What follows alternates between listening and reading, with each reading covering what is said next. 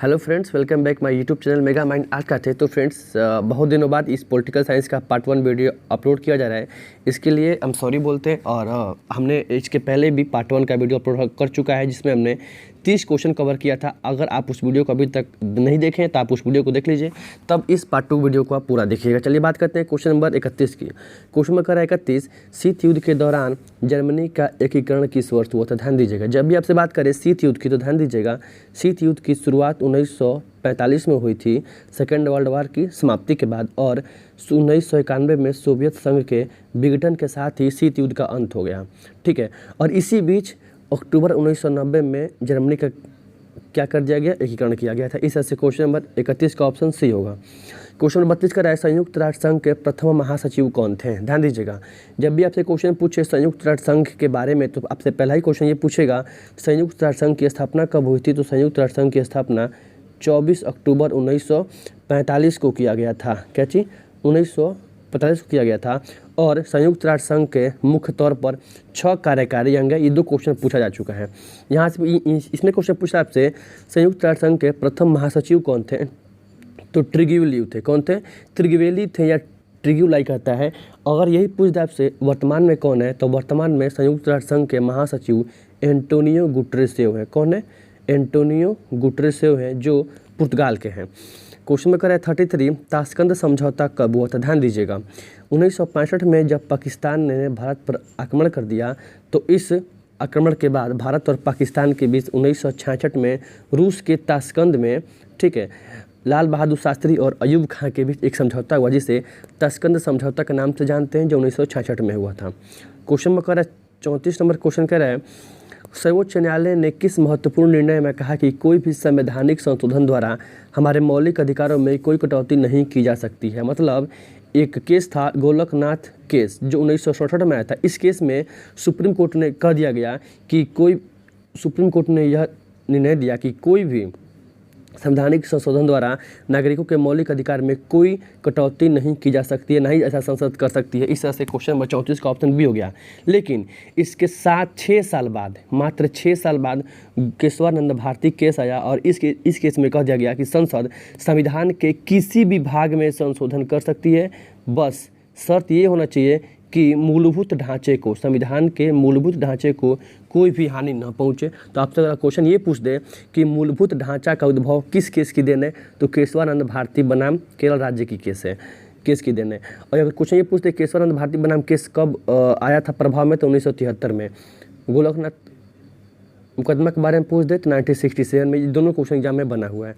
Question में करें 35, संविधान के किस संशोधन द्वारा मौलिक कर्तव्य को संविधान में जोड़ा गया था? ध्यान दीजिएगा, 42वां संविधान संशोधन 1976 के द्वारा संविधान में सरदार स्वर्ण सिंह समिति के आधार पर, क्या बोले भी हम? सरदार स्वर्ण सिंह समिति। ये क्वेश्चन पूछा हुआ है कि किस समिति के आधार पर संविधान में मौलिक कर्तव्य को जोड़ा गया था? तो सरदार स्वर्ण सिंह समिति के आधार पर। और 1976 का 42वां संविधान संशोधन के द्वारा। ऑप्शन सी इसका आंसर हो जाएगा। क्वेश्चन में करें 36, देश की रक्षा करना का कर्तव्य किस कोटि में? ध्यान दीजिएगा, देश की रक्षा करना, संविधान का पालन करना, कानून की व्याख्या करना, और अपने अंदर देशभक्ति और राष्ट्रीय हित की भावना को जगाए रखना, यह आपका मौलिक कर्तव्य है, न कि मौलिक अधिकार है। 36 नंबर का ऑप्शन सी हो जाएगा। क्वेश्चन नंबर 37, चुनाव अंक कोटा निकाल कर मतों की गणना किस प्रणाली के अंतर्गत की जाती है? ध्यान दीजिएगा, अनुपातिक प्रतिनिधित्व प्रणाली के तहत चुनाव अंक कोटा निकालकर मतों की गणना की जाती है। क्वेश्चन नंबर 37 का ऑप्शन डी हो जाएगा। क्वेश्चन नंबर 38, कैबिनेट के मेहराब की आधारशिला किसे कहा जाता है? ध्यान दीजिएगा, कैबिनेट के मेहराब की आधारशिला प्रधानमंत्री को कहा जाता है, क्योंकि ध्यान दीजिएगा, केंद्र की कार्यपालिका की रियल पावर, केंद्र की कार्यपालिका की वास्तविक शक्ति प्रधानमंत्री में निहित होती है, और नाम मात्र की शक्ति राष्ट्रपति में होती है। भी क्वेश्चन पूछा हुआ है कि वास्तविक शक्ति प्रधानमंत्री और नाम मात्र की शक्ति राष्ट्रपति।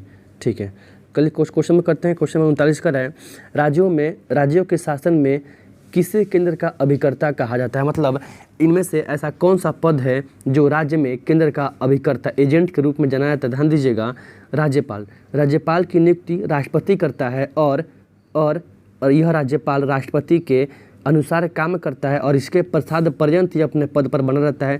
राज्यपाल को जब चाहे तब राष्ट्रपति अपने पास बुला सकता है। इस तरह से क्वेश्चन नंबर 39 का आंसर हो गया राज्यपाल।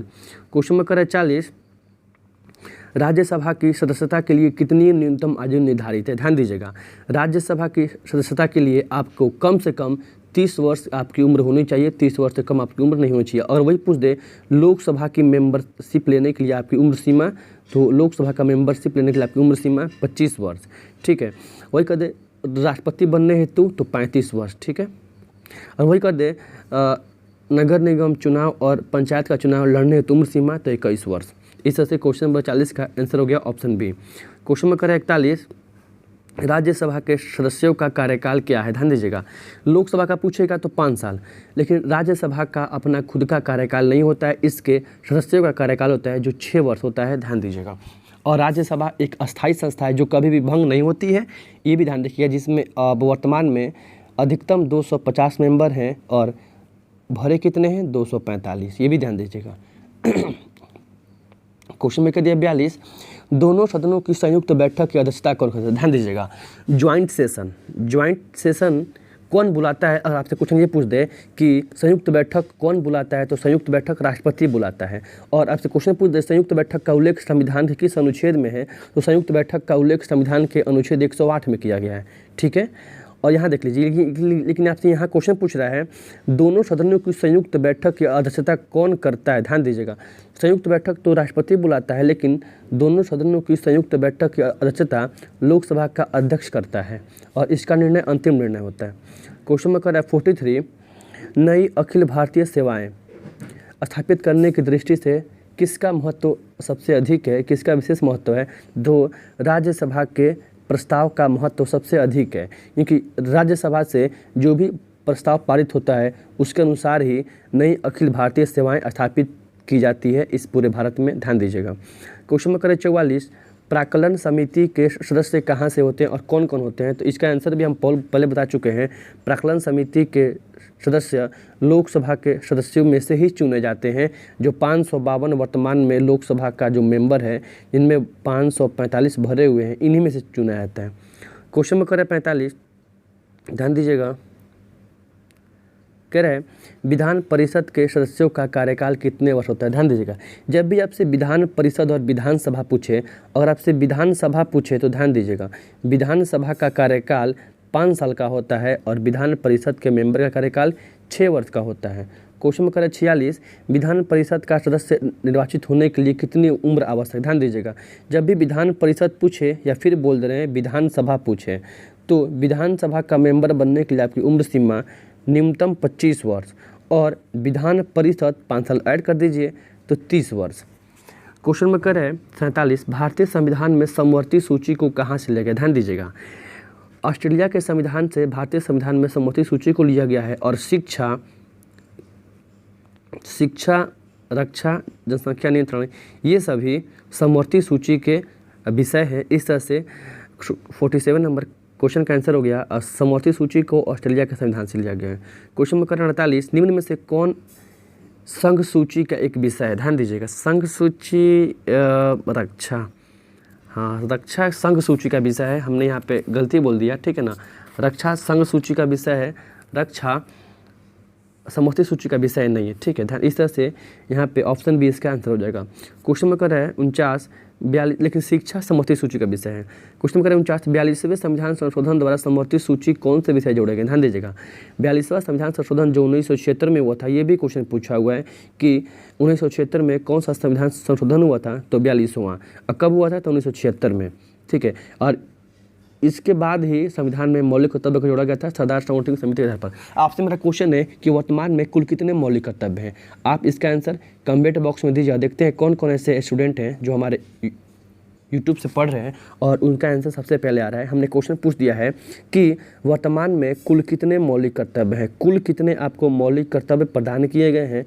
आप इसका आंसर कमेंट बॉक्स में दीजिए कि कुल कितने मौलिक कर्तव्य हैं, 8, 9, 10 या 11, ठीक है। चलिए बात करते हैं क्वेश्चन नंबर 49 का आंसर।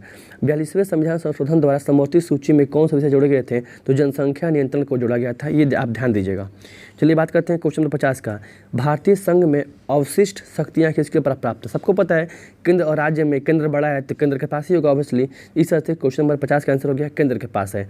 सबसे अधिक अवशिष्ट शक्तियाँ केंद्र के पास है। इस तरह से इसका आंसर हो गया भारतीय संघ में अवशिष्ट शक्तियाँ किसके पास है, तो केंद्र के पास है। तो इसी तरह से बाबू हमने आज क्वेश्चन कवर कर लिया 50 तक। हमने चाहते कि ज़्यादा वीडियो लंबा हो और आपको अधिक से अधिक देखने में भी फ़ायदा हो, इस तरह से हम आज यहीं तक रुक जाएंगे।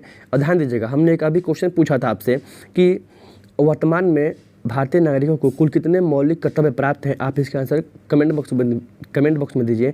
जय हिंद, जय भारत।